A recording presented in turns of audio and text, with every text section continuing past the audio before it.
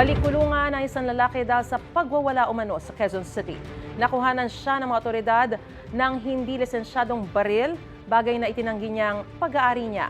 May unang balita si James Agustin. Inaresto ng pulisya ang 25 anyos sa lalaking ito matapos makuhanan ng baril sa Barangay Holy Spirit, Quezon City. Isang concerned citizen na nag-report na nagwawala umano ang lasing na lalaki. Nakita nila actually yung tao na may hawak na baril. So, in-identify nila yung sarili na as police officers. Kinausap nila ng maayos para i-surrender sana yung baril. Kaya lang mayroong resistance, hindi niya na-surrender yung baril niya. So, nagkaroon ng pagkakataon nitong isang police para i-grab actually yung baril ng suspect, which is eventually naman nakuha niya. Nakuha mula sa suspect ang isang baril na kargado ng mga bala. Nang hinga ng kaukulang dokumento, wala raw maipakita ang suspect. Wala siyang record yung suspect natin na mayroong siyang lisensya to possess firearms.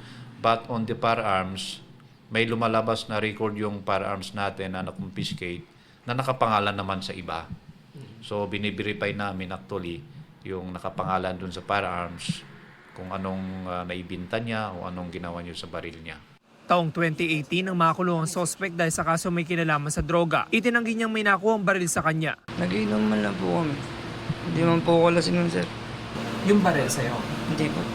Nakadetain sa QCPD Station 14 ng suspect. Maharap siya sa reklamong paglabag sa Comprehensive Firearms and Ammunition Regulation Act in relation to Omnibus Election Code. Ito ang unang balita. James Agustin para sa GMA Integrated News.